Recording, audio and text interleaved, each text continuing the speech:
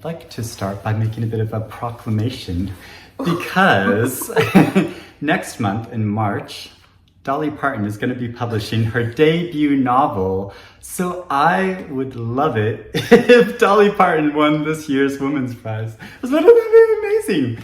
Dolly Parton. She's eligible. Is it a novel?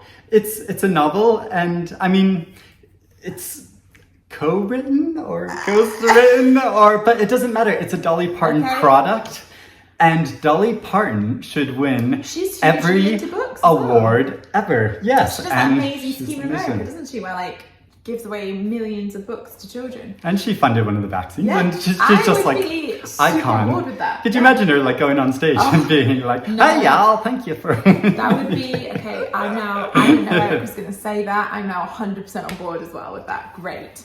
Yeah. There we go. So we need to do the rest of this video. Yeah. All of our cards. Our shortest video ever. Yeah. Join us again next year for more Women's Prize predictions. Okay. It is Women's Prize for Fiction season 2022. Which means I'm here with my wonderful friend Anna James, who's a journalist and prolific author. Well, Pages & Co. 5 is coming out. There's the 5th one coming this year. Yeah. Made me officially prolific. Amazing. Now, I know many of you have been watching these videos for years and years and years. How long have we been making these videos? And then the first time we did it, we did film it. It was your last flat, wasn't it? And we'd had a few lines, and the lighting is terrible. Yeah, we filmed it on your bed. Sound is terrible. Yeah. And now we're. Now, I mean, I was so professional, but I'm not sure we're quite that. But, we haven't drunk any wine at least. No, we're just kept up on caffeine. But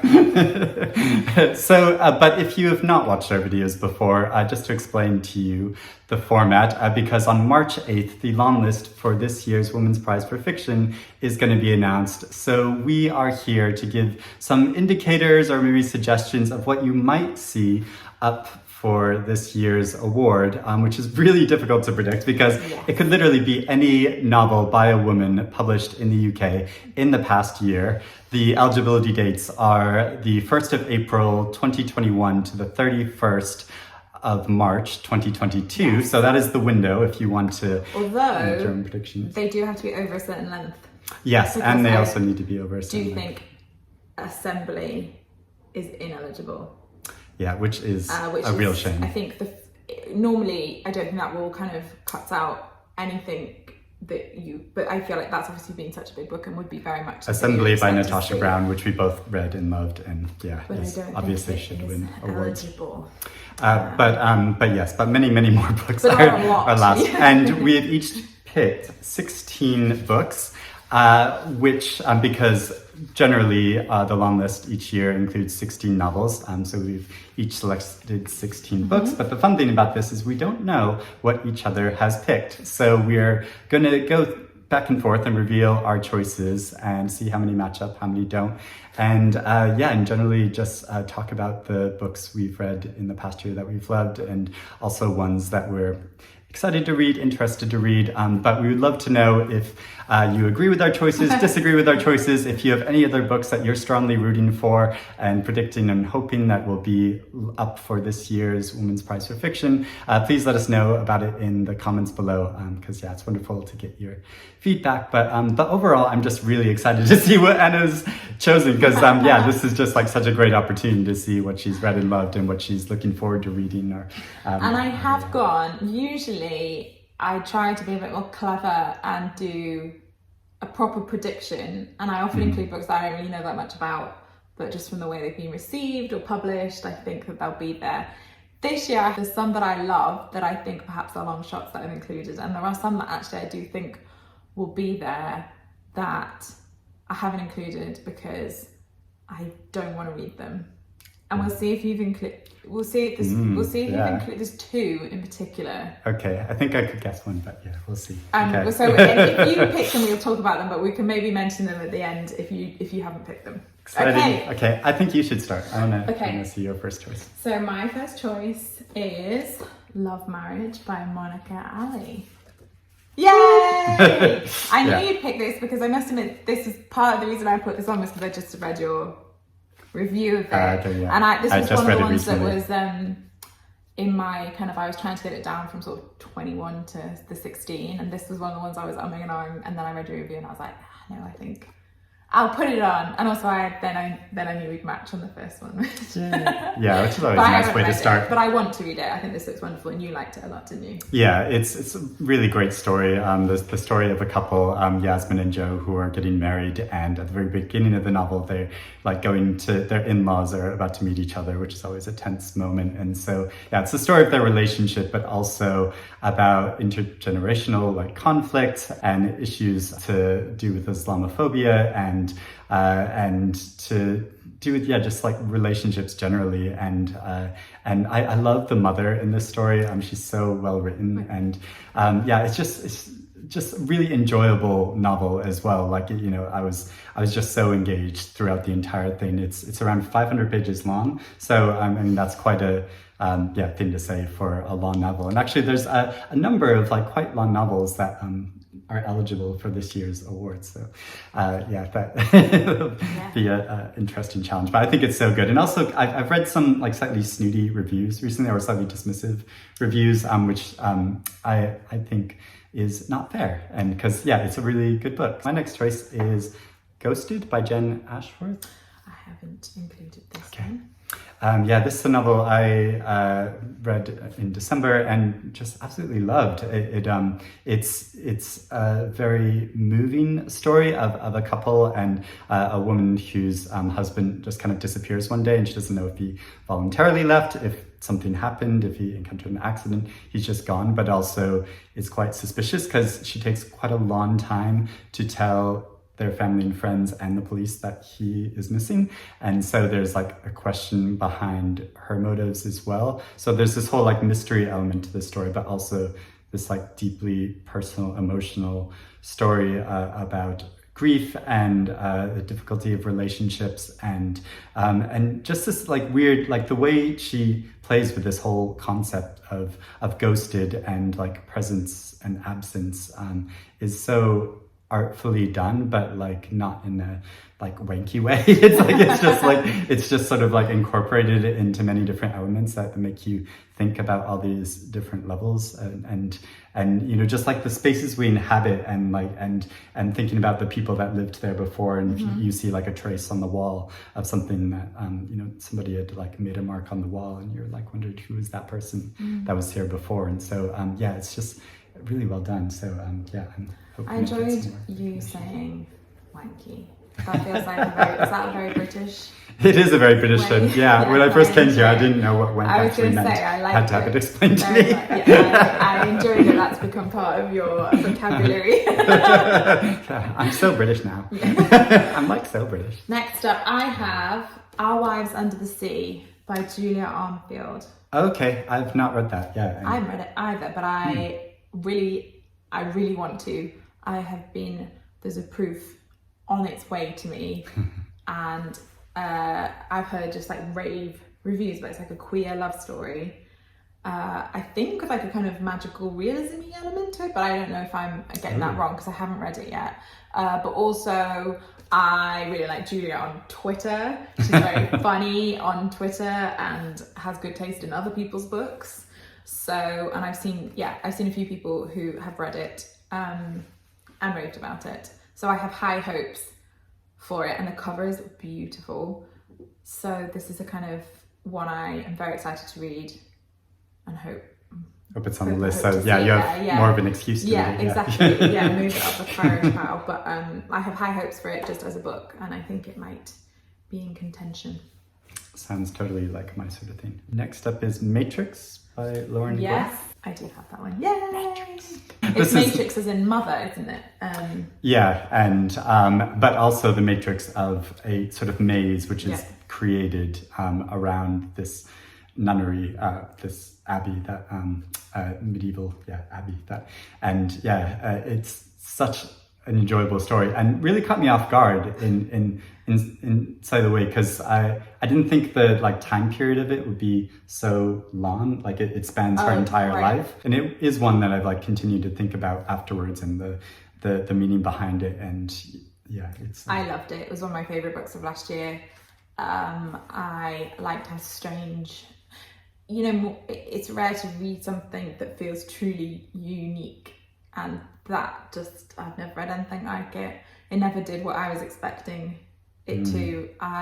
If you've watched these videos for a long time, you'll know that I'm always interested in stuff to do with faith and religion, and I found its exploration of that and the conflict the main character has, but how she manages to exist in both ways in a way that she finds kind of balance in. I found it very moving at the end, and it's one that I'd love to discuss more. It's just really strange and beautiful, and not at all like Fates and Furies. No, very different from that. Yeah. So we know that you don't have this one, but my next choice is When We Were Birds by Ayanna, Lloyd, Banwo, which I'm actually reading at the moment. Oh, okay. Yeah, it's just over there. It's just over there. I've heard great things about this, but not read it yet. I am only about 50 pages in, but I, again, had heard really good things about it. It is... I had this sudden panic I was going to say the wrong thing, sorry, but it's set in, just because it's set in Trinidad, but there's a little note at the start which says like the geography of this is fictional, and I suddenly like, it's like what's real? I obviously know that Trinidad is a real place, but it's about two people, a grave digger who is kind of down on his luck, and a woman who is descended from corbeaux, these birds that kind of can like sort of salvage souls and can talk to the dead, and it's about how their lives kind of intersect, although they haven't intersected yet. I only have met them as individual people, but the writing is beautiful. It's very like poetic, and there's a real like rhythm to it, and I am really enjoying it. And yeah, picked it up because I'd heard lots of good things, and thus far it is living up to expectations. And it has a beautiful cover. Yeah. It does. It does. My next choice is The Love Songs of W.E.B. Du Bois by Honoree, Fanonne, Jeffers. I have got this one. Which have you read this yet? These? I know it's a very long novel, but have you? No, I haven't. I'm sorry. I think my alphabetical skills are once again letting me down. There we go. Such an amazing novel, and I want to say now, like, I hope this novel wins basically like every award this year that it's like eligible for. I've heard nothing. I think it's incredible. But rave reviews about this, and I am super excited. Honestly, the only reason I haven't read it yet is because it's really long, and I keep just not quite getting to it because it's so long, and kind of also assuming it would be on the Women's Prize list and that I would read it then. It also like requires attention because there's a lot of characters. It's multi-generational saga. And which is, I mean, it's so my sort of thing. I love family sagas, and the way it structures this is like quite inventive in that it goes into the past and through succeeding generations, but interspersed with that is the present day story of basically three sisters. I mean, it focuses on the point of view of one sister, but it's really about all their points of view. And the way, I mean, it covers so many topics, and so gives you so much to think about in regards to family and culture, but also is just a really enjoyable story, and I was consistently engaged throughout all of it, which is, for such a long novel, it's always a big thing. And so, I just think it's an amazing, incredible achievement. And I'm really excited to read it. I initially was put off because I don't know a lot about W.E.B. Du Bois as an American historical figure, and I didn't know how much that was going to count against my I mean, and then someone told me that that was fine. No, and I didn't know much about it either. I mean, if you know about like, it would like help if you knew about, I think, some of his like basic like philosophies and sociological theories. But I mean that's really all you need, because he does enter into it somewhat in but not in like a massive way. I know who he is, but that's about it. So I'll maybe do a little Wikipedia skim before I read it.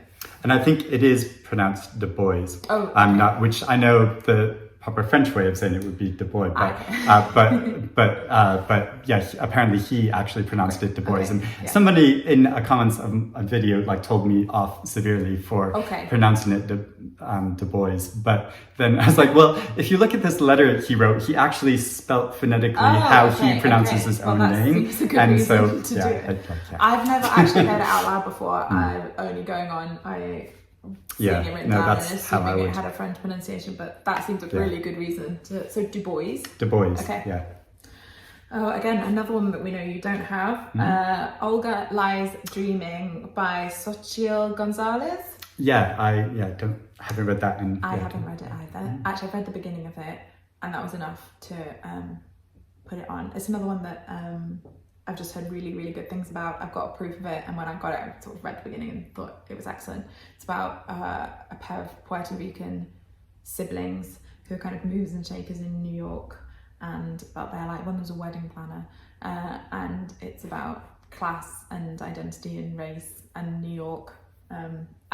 As far as I understand it from reading the blurb and the first chapter. My next choice is The Paper Palace by Miranda Heller, which, and then I've talked about this before, so, which is a novel I really found moving, and the story of a woman's life who she's sort of at a family camp with her husband, and but there's this man there that she's had this like long ongoing romance relationship thing with, and so it's following the course and the day of her life, like immediately after they have just had an affair, a sexual encounter, and then it sort of goes back in time to tell the story of her life and the trauma she experienced, and I just found it a very moving novel. Yeah. I didn't like this book, but this is one of the ones that if I was going to do a strict prediction list, it definitely would be that. I'm expecting to see it there, and I have jettisoned a few. I was saying, I as a person like being right, and it's probably good for me to consciously pick books that I love rather than books I think will be there. But this is one that I think probably will be there. And I just feel like people raved about it. And I picked it up at the end of last year having heard people rave about it. And I was just like, this book?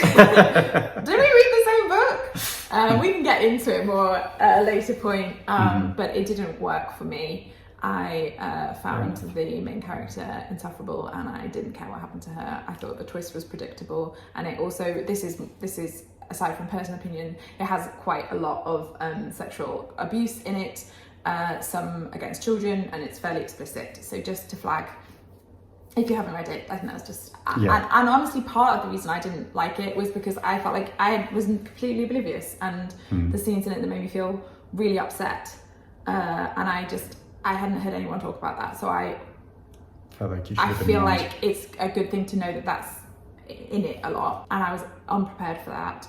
But then aside from that, I just like didn't like it. I didn't like the ending either. I didn't really like anything about it, and was completely no. Do you know what? Well, I read it very quickly and was engaged by it whilst I was reading it, but I was also irritated by it whilst I was reading it. And we can get into it more when it's. I imagine it will be long listed. Yeah. Free Love by Tessa Hadley. Oh, okay, yeah, I've not read that. I haven't read it either, but I really want to. You know, there's just too many books on there. It's about a housewife in 60s London who has a kind of unexpected romantic fling, I believe, and that kind of propels her into sort of this whole other life and different bit of London. And like, I think she engaged with like hippie culture and all of that.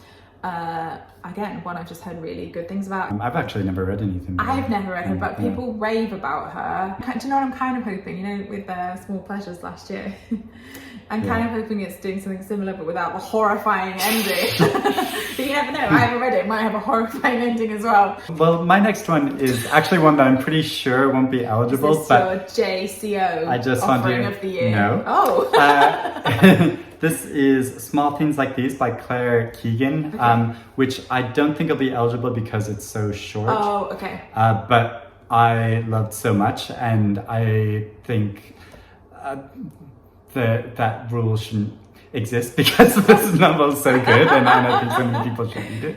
And it's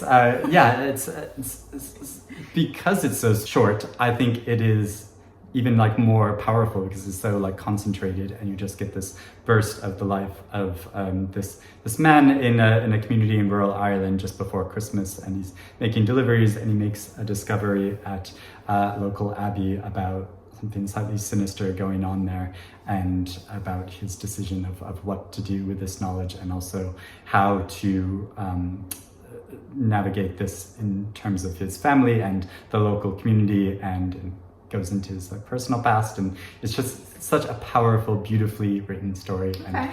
And so yeah, I don't care if it's eligible or not. I just want to like have another. It was one of my favorite books that I read last year. I just like that. I like that you used a slot for that. My next pick is The Other Black Girl by Zakiya Dalila Harris. Mm-hmm. Have you read it? I have, yes. I enjoyed this. It wasn't necessarily a favourite, although I really enjoyed reading it. I just think, I don't know, I've just got a feeling about this one. Yeah, I mean, I could very well see it being listed. I liked very much that you can tell that the author worked in publishing and all the like stuff about working in publishing. So the character is the only black girl in a white publishing imprint office, and then another black woman starts, and it's about their relationship. It has, I don't. We need to decide how. We won't do any spoilers probably at this point, but we probably when we get into more later in the. There's a lot more to their story and to this girl who starts working there. Did and didn't work for me is impossible to talk about without talking about what happens later on. Yeah. So if it's there and we get further, we'll probably do a spoiler warning and maybe be able to talk about it. But I would say I found it a really it's very like biting. It's almost satire at times of like publishing, and I found the writing very, very engaging, and it's one of those ones I just have a feeling about. Yeah, and it also has like really smart and interesting things to say, as well as like genuinely being like thriller. In the kind it's of very style. tense. Very tense and just well executed. So my next choice is another like really big chunkster, which is Tenderness by Alison McLeod. Nope, I haven't picked this. Don't really know anything about it. Yeah, it's a very chunkster. Chunkster. Yeah. I like that. You know, that's our doorstop, or just another word for it. I like it. Because I can't remember how long it is, like 7. Okay. Oh, it's really pages long or so.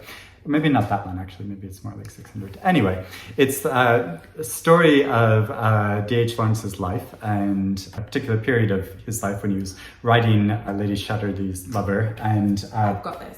But then is also it skips forward in time to the big obscenity trials around the novel taking place in the US and the UK. And so this is much after his death that this took place, and gets into the story of how Jacqueline Kennedy was a fan of Lady Chatterley's Lover, and like secretly went to view some of the obscenity trials. Ooh. and but also how these trials fed into like bigger politics around like the Cold War, but there's also like really interesting discussions about it, just about the meaning of literature, how it impacts our life, like in a very real way, and I just found it so like fascinating and engaging. To me, I just found the whole thing a really fascinating and entertaining experience. Great. So I love novels about real people. My next one is Fault Lines by Emily Itami. Okay. I like this very much. I'm not sure, I don't know. It's in the mold of the kind of, those books that there's been a lot of them, like, it's essentially the kind of Rooney phenomenon. Things like Acts of Desperation or Exciting Times. I'm not even an anti-sat. Like, I really loved Conversations with Friends. I feel like you can't just have like a casual opinion about Sally Rooney, but like I described, and I'm so like wary of like the discourse, but I described this as like, it's kind of felt like a kind of more generous Sally Rooney novel. It's not an old woman. It's like an older woman. She's not in her like 20s basically. Yeah. And I just thought it's that same narrative of she has this kind of passing encounter with a man that she kind of falls in love with, and she has to decide, and she's sort of lost and a bit chaotic and makes bad decisions, and she has to decide between her kind of domestic life and but I just thought it has this like generosity of spirit and kindness to its characters. I think a lot of the books in that kind of genre aren't kind towards their characters, which I'm not saying is a bad or a good thing. It just, that tends to be the tone. And I really enjoyed reading a kind of kind is not quite the right, it's kinder to its characters. Does that make sense? Yeah. Like it's not cynical in a way that genre often is. And again, that's not a criticism. Like I really liked Exciting Times, but that's got kind of almost like a bite to it, whereas this is quite warm, even though it's like arguably in that same kind of disaster woman narrative. Okay. That's another one I've been wanting to read, but just, so it's also a short one, unlike some of these ones, so it's an easy one to pick up. Yeah. The Fortune Men by Nadifa Mohammed. No, this is I'm aware of this because it was on the Booker. Yeah, it was shortlisted for the Booker Prize. Read it. Yeah, very good historical novel talking about fictionalizing a real life incident from the point of view of a man who was tried and wrongly convicted for a murder and was sentenced to death for it, and much to do for racist reasons. But the way it like portrays both his life and his psychology and the life of the community around him in Wales is so moving and well done. And I think it deserves even more prize attention. So.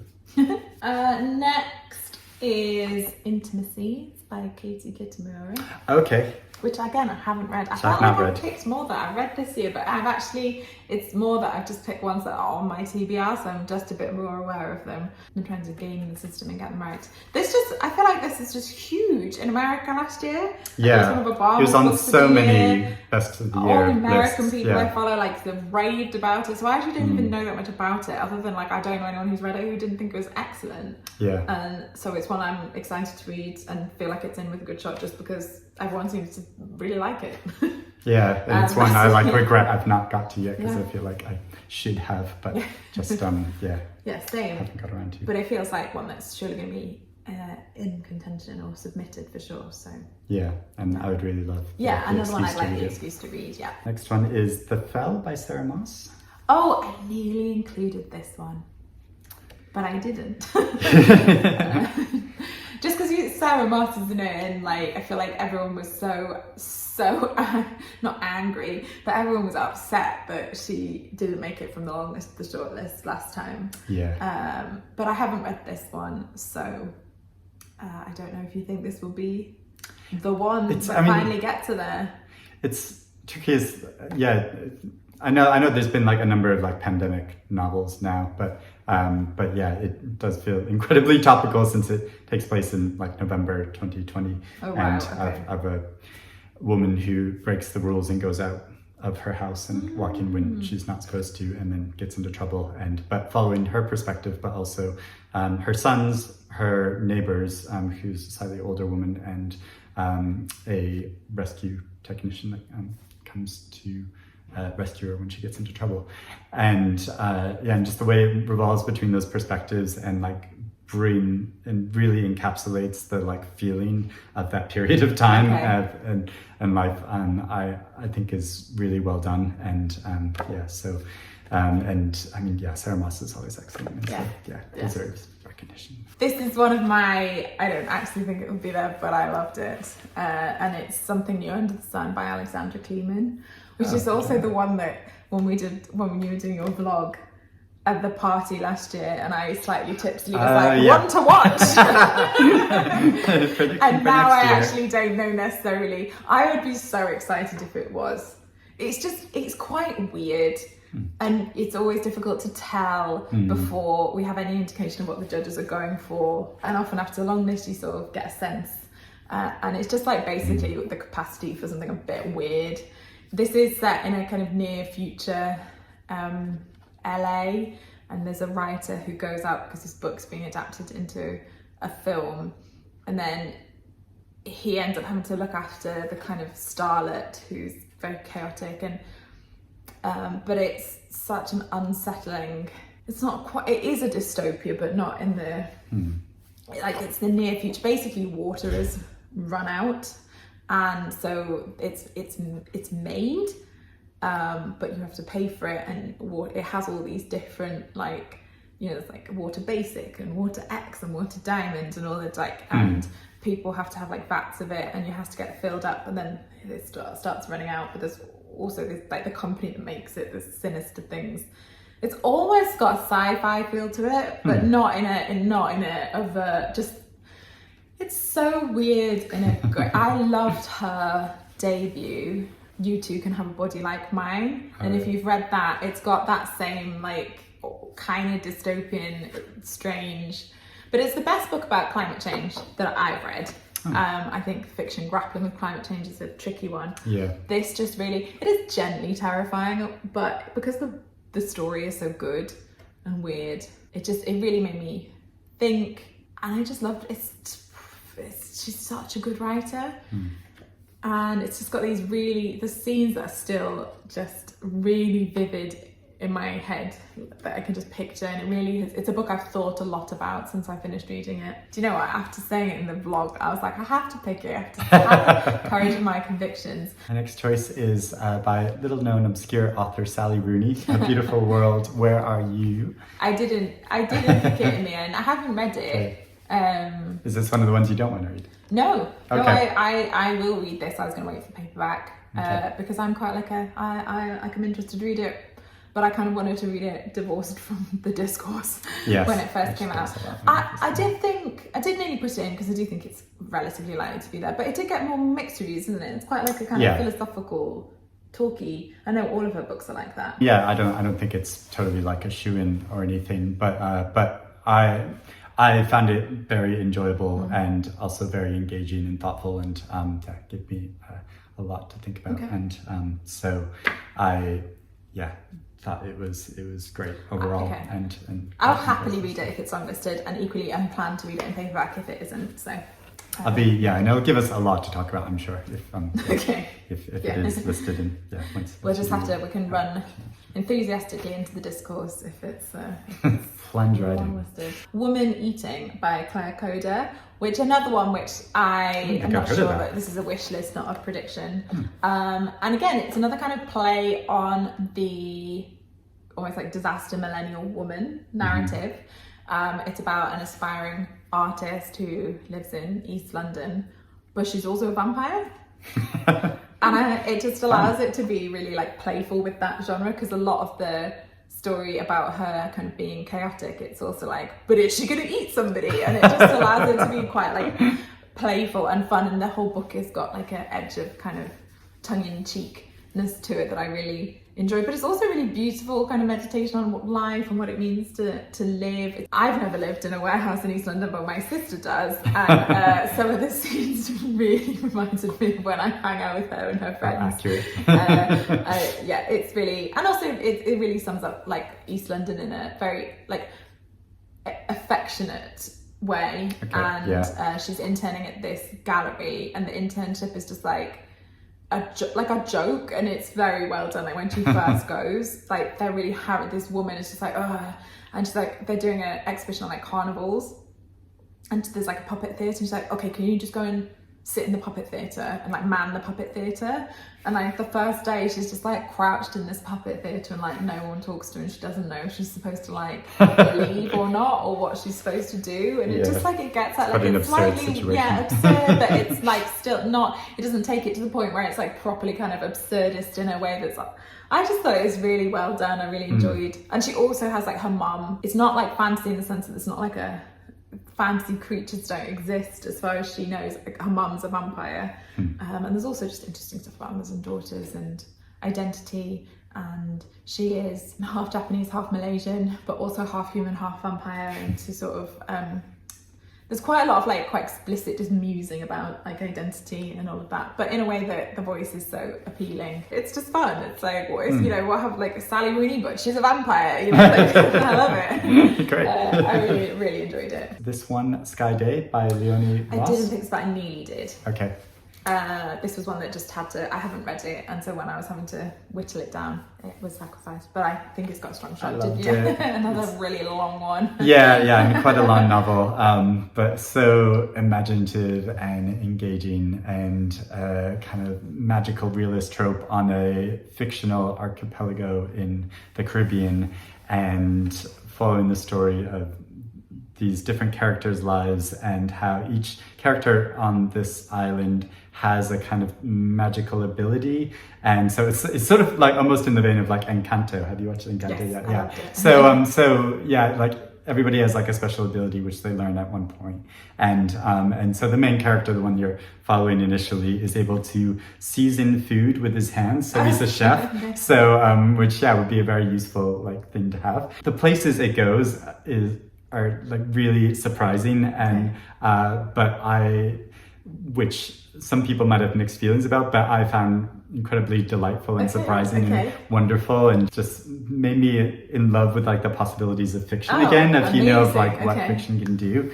And so it was so like fantastical and wild, but also meaningful in like the subjects it's discussing. And so yeah, just a very different kind of book, and one that I wish would get like more recognition. It was also shortlisted for the Goldsmiths Prize last year. Well, you sold it to me. That sounds amazing.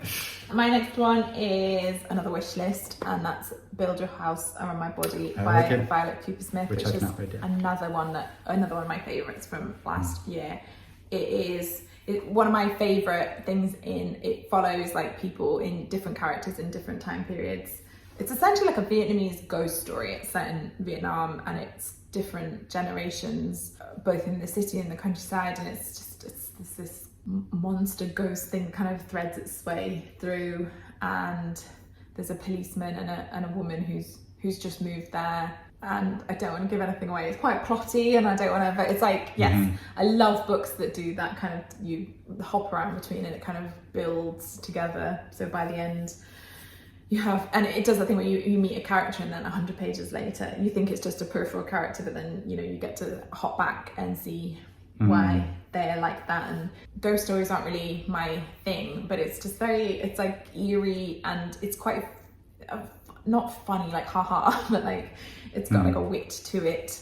And it's just very immersive, for want of a better word. Like she writes place really well. Yeah, it sounds very atmospheric. There's one of the settings is like in a rubber plantation, like an abandoned rubber plantation, which is like overrun by snakes. And it's just really good. And I don't really like, it's not scary, but it's kind of eerie. I really enjoyed it. It was just like really like fresh and different and interesting. I didn't know where it was going, and I found it very engaging. Great. Definitely one of my favourites of last year. Yeah, I know it was one that Matthew Sharper was raving about too, so it's one I've been wanting to read. That he liked it. Our tastes, hi Matthew, I love you, but our tastes sometimes diverge. The Island of Missing Trees by Elif Shafak. I didn't pick this one, and I haven't read it, but she's wonderful, and I would happily read this. Yeah. I don't know a great deal about. I feel like she's so awesome. Prolific. I feel like sometimes I miss that she has a new book like every year. I thought this was really good. A story of a family on Cyprus and a tavern where a couple meet, but then because of conflicts in the country, because one of them is Turkish Cypriot and one of them is Greek Cypriot, so that causes a sort of divide and conflict in their relationship, in their community, and because they sort of lived through this period of civil war, and but following the story many years later, when the father is living in London with his daughter and following his daughter's life, and how she's sort of like, yeah, we understand the conflict, Dad, like, can we just like get over it and move on? But actually there's like much more to the story, both like their personal story and to the conflict in general, that the story explores. And also it's partially narrated from the point of view of a fig tree, which is a very unique thing, but also just is, I think, works really well. And it's just this like wonderful, there's a wonderful lightness of touch to that story of how to give a tree's like different perspective on history and politics, and whose priorities are obviously very different from humans, and so is just a really delightful thing. Sorrow and Bliss by Meg Mason. Okay, yes, I've not read that, but I feel like that's a very likely choice because so many people. It's so good. Yeah. It's one of those ones, for me, this is like the anti-Paper Palace, in that like I read it after the hype and it absolutely lived up to it. Okay. I just thought it's such a cliche that like it made me laugh and it made me cry, but it really did. It made me laugh out loud. It's very funny in quite a sarcastic, biting way, but it's so beautiful. It's about sisterhood and love and forgiveness and mental health, and it's about a woman basically just dealing with all of that. And it's just that on a sentence level, you're just like, how is someone this good? You know, when you read a book and you're just like, God, that is a good sentence. The whole thing is so engaging and beautifully done, and just like a master of her craft, really. It's really excellent. One that absolutely lived up to the hype for me, and I would be very disappointed and surprised to not see it longlisted. Okay. But you never know. No. As we've learned. Yeah. Every year I'm like, it's got to be in there, and then every year I'm like, what? But that makes an interesting discussion. Next one, I'm pretty sure you'll have picked as well, which is Great Circle by Maggie Shipstead. Another long one. Yeah, quite long one. Another of my favourites of last year. Yeah, absolutely wonderful. Such an epic story. Yeah, it took me a little bit to get into it. Or I enjoyed the writing from the start, but there's a few because it kind of does sort of almost speeds through the main character, who's a female pilot, or an aspiring female pilot. You get kind of her family history on how she came to be born and her mother, and there's a few scenes of kind of women who don't have a lot of agency, and I was a bit like, what's that? And then by the end of the book, I really feel like it was warranted there's some sexual assault, and it's not explicit. The way that she dealt with all of that was warranted and not gratuitous, and there's not lots of that sort of stuff in it. I don't want to put anyone off, but just to say, because it feels quite weighted towards that at the start, but I'm so glad I kept reading. It's such a beautiful book. The writing is so wonderful, and I was in absolute tears for the last 50 pages of it. I just wept through it. Again, we can maybe talk about this once we get into spoiler territory, but there's just something that happens near the end that when I realised, I was like, whoa! Yeah, I was surprised and captivated by the end. It was just beautifully done, wasn't it? And I think it's so good how it manages to be both like a really good historical novel, like genuinely good, but also really good contemporary novel, since they're like two sides to the story of a contemporary woman and then a woman from history, and it tells both their stories like equally well. This is my last one. Okay, yep. Oh no. How do I have 3 more? I must have matched. Yeah. You must have done the ones we've matched. The Performance by Claire Thomas, which came out last summer, is an Australian novel about 3 women at the theatre watching a Beckett play. And I read this. I read it when I was a scout, 4 years ago. Version. Okay. So I read an early version of this. And so revolving between their perspectives, while outside, fires are ravaging outside of the country, which everyone in the audience is very aware of. But sitting there watching this absurdist play while this is happening, so to kind of emphasize the whole craziness of the situation, and just really enjoyed the immediacy of how it captures that feeling of actually being in the theater, and this self-consciousness you have, and if somebody's making a noise or clearing their throat or fumbling with a sweet wrapper or something, but then also how it indicates these larger issues that it's addressing as well, but to do with each of their lives, because each of the women are at a very different stage in their lives and come from a different background, but also the structure of the novel as a whole, how it tells their story, but then in the center of it turns into a play. So you see the dialogue when it's during the intermission period. and how it switches like that, I think, is so clever and fun. But it was like a good few, it was years ago that I read it. Oh, wow. So yeah. My report is like, firstly, just a proviso that I have never read or seen any Beckett. I am sure there are layers going on here to do with this that went over my head. Yeah, I am quite a big Beckett fan too, so I appreciate it. Having said this, I thought this was very good. I imagine if you're familiar with Beckett, it might be even better. And then I did say it works for that. I can remember reading it though, but when was it? I read it in October 3 years ago. Wow. So, but this would have been before this would have been agented. But excellent balance between cleverness and structural playfulness, but without feeling pretentious and staying very readable and entertaining. Yes, absolutely, I agree. It feels like one of those books that with a bit of luck or an award nod might become a niche or cult favourite. I liked it a great deal. So this could be the award. I completely forgotten I'd read it, but I clearly agree with I feel the same. That's so funny. Yeah. I love when it's like, I'm like, I've read that and I can't really remember. If I read it as a manuscript, I only have sometimes I just can't remember specifics. Oh, now I really want it to be, because I'm like, well, I said with an award slot. My second to last is Learwife by J.R. Thorpe. So no, I haven't picked this because Rachel, who does the blog, I'm going to butcher the Italian, Pate Amore Libri. Yeah. Hi Rachel, I know that she'll watch this. She had high hopes for this because she loves King Lear. It's like she loves Shakespeare and it's her favourite Shakespeare play, and she didn't like this. And she also, sorry Rachel, I'm like, I know you'll probably talk about this in your blog about the prize, but I think feels like Matrix is playing with similar ideas and does it better. But I haven't read Learwife. I just know that Rachel, who loves King Lear, didn't rate it, and for me that strikes it off the list. Okay. I mean, I don't have any particularly strong feelings about King Lear, so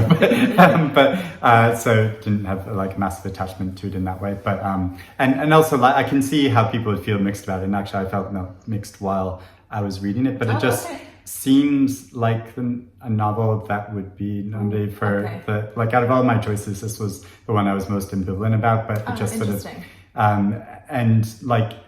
there was quite a long period while I was reading it where I was just like, oh, I'm not really, because there's not a heavy plot to it. Not a lot actually happens. Although some quite dramatic things happen at some later points in it. But yeah, it's just much more like a meditative novel, thinking about her process but I think it ultimately felt quite moving to me, and by the time I got to the end of it. So, interesting. If it is listed, would you give it a try? For sure. Okay. Yeah. Cool. Right, my last choice is Night Bitch by Rachel Lloyd. I've not read that, so actually I started reading it and then stopped, but not because I didn't like it, just because I really wasn't in the mood for it. I picked it because Elizabeth Morris, who does Crib Notes. She raved about it, and that was enough to get me to pick it up, because again, she's someone else whose taste I really rate. And I think I just read it just before Christmas. I started it just before Christmas last year, and it's just quite spiky, and I just wasn't in the mood. But I think I thought I wanted to try and read a few more novels that might be my favourite books of the year, but I think my brain was already in Christmas reading, and I just wanted to read something fun. And so I think I was just trying to cram it in, and I definitely will go back to it. Having said that, I felt like it was all quite on this, it's about a woman who starts turning into a mother, who starts turning into a dog. And kind of just this feral life with her son, and they love it, as far as I understand. I did feel like it was all quite I guess I thought it was going to be a bit more, it's not subtle, it's all quite on the surface, and even just her discuss, the character talking about her feelings about motherhood. But also I have complicated feelings about motherhood, and that are I'm not going to get into, but I do think perhaps that was impacting how I engaged with the voice of it. Yeah. Okay, fair enough. But I also still think, it's got a strong shot. My final choice is one that I think that you might have been talking about, of refusing to read, or maybe not. You haven't picked a Joyce Carol Oates. Did she not have an eligible one, or have you just not? There was an eligible one. I was going to say she read some. I think that's the first time you've ever picked a Joyce And Carol. here's my logic. So I think that if I don't put her on my list, then maybe in a like reverse psychology way, she will be on the long list. So that is my like cunning plan to hopefully see Joyce Carol Oates finally on the Women's Prize long list. The Women's Prize? Well, we'll see. If my plan with Oates doesn't work, then I might just have to go to Women's Prize HQ and like picket it and like have a placard that says like justice for JCO. You could print out some of their tweets and put them on your picket board. Or maybe not. I know what this is. This is one I don't want to read. To Paradise by Hanya Yanagihara. Which, I mean, lots of people have been talking about since it was published at the beginning of this year, and a novel that have you read it? I did. Okay. Yeah, and which for the majority of it, which is a very long novel, I really enjoyed the actual stories in it and the basically multiple novels in it. I each enjoyed. Basically 3 novels, and although actually in a novel, I think I saw someone describe it as. Yeah, because the first 2 sections take up the first half of the book, then the final third of the book is set in this dystopian future. But also the second section is basically divided into like further like 2 novellas, because it begins with the story of this couple of very different ages in New York City and their friend who is dying. But then it's to the story of one of these men's fathers in Hawaii and struggling feelings with Hawaiian nationality and movement of people that wanted Hawaii to be an independent country again, separate from the United States. And so it's an entirely other story. And so, but each of these individual tales, like while I was reading them, really enjoyed them and found them very engaging and all in very different styles. So I found it very like impressive that way. But then at the same time, I was wondering like, do these really go together? And I mean, you can draw thematic links between them, and but I'm not sure. And it's further complicated because a lot of the characters are called the same thing throughout the different novels. So it's which didn't feel necessary because it just made it needlessly confusing. That sums up Yanagihara for me. Was that really necessary? Yeah, and so although like I've heard people give justifications for that, and you can make logical arguments for why she's doing that, but just as a reading experience, I found that really quite annoying. And just because of all the different books jammed together, is constantly wondering like why are these together? And I mean, they're all set in the same square in New York City in very different time periods, but the actual links between them, I was like constantly looking for them, but I don't think they're actually there. And so it's a novel that will provoke a lot of dialogue, and so I mean, if for like any book club or any book prize, I think it's like a smart choice because it's a lot of people are going to be discussing, and I just don't want to read it. Like, this is the only one I think that if it was longlisted, and it's very different from A Little Life, which I do not like. Right. I've heard that she's fairly resistant to like big edits, like being edited in, which I think you can tell when you read A Little Life, and from what you've said about Paradise, that perhaps holds water too. It's another one kind of like Rooney, where it feels like a very like not political decision, but like what's the equivalent, like literally political, like it feels like a very like active decision whether you read it or not. Whereas I don't really want to read it. Also, it's really long. If it was short, I'd be like, oh, curious, and be interested to talk about, but it's so long. The other one that I don't want to read, so the 3 that I think have a good shot that I include were The Paper Palace, which I have read and didn't like, the Yanagihara, which I don't want to read, and also this is one that I think we're aligned on, is the new Gwendolyn Riley, which I feel like My Phantoms, which I feel like I saw so many people say it's their book of the year, and we both did not like her last book, which was on the Women's Prize shortlist. We were unified in our dislike of it. Yeah, I hated it. I get very, like, it makes me feel uncomfortable saying that almost, but like, I really didn't like it. I don't feel uncomfortable saying it. And when this came out, I kept seeing people say, and when, like, it was on, it's on a prize shortlist at the moment, is it? The Rathbones, I think, maybe. And I saw loads of people like, finally, it's getting the praise it deserves. And I had tweeted someone who liked it and said, oh, what's the last one called? First Love. And I was like, is it like First Love? Because people kept raving about it, and I was like, maybe it's a very different book. And they were like, yes. And I was like, oh, okay, I'm not going to read it. But that's another one that, just because I feel like she's been shortlisted before, and I feel like I have seen a lot of people saying how good it is, that I do think it's just definitely, that would be one if I was doing a predictions. I'd probably have it on.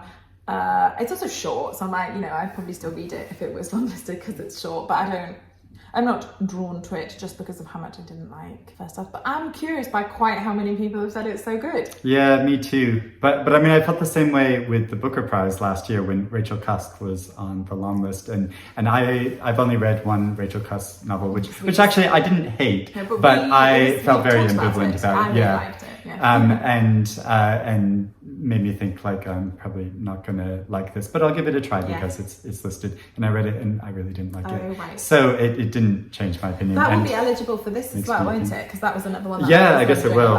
Unfortunately.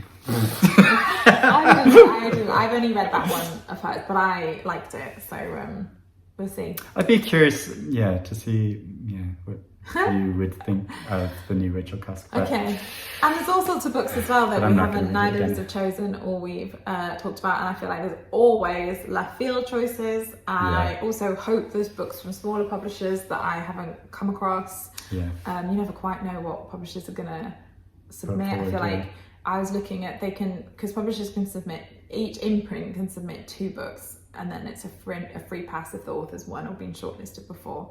So I was kind of looking in some lists, like Fourth Estate has so many good books that are eligible. Like I just read Brown Girls that I thought was excellent. I think that's another one that I thought might be there. I would love to be a fly on the wall in the meetings where publishers decide which of their list to submit, because I think that would be a very interesting conversation to overhear, because we're picking books that might not have even been submitted. They might have picked other books to submit, but we shall see. And let us know on what you think of our choices, if you agree or disagree, or if you have any choices of your own that we haven't even talked about yet, because I'm sure there's many, but we will find out the actual long list on March 8th, and then I think the shortlist is announced sometime in May or April.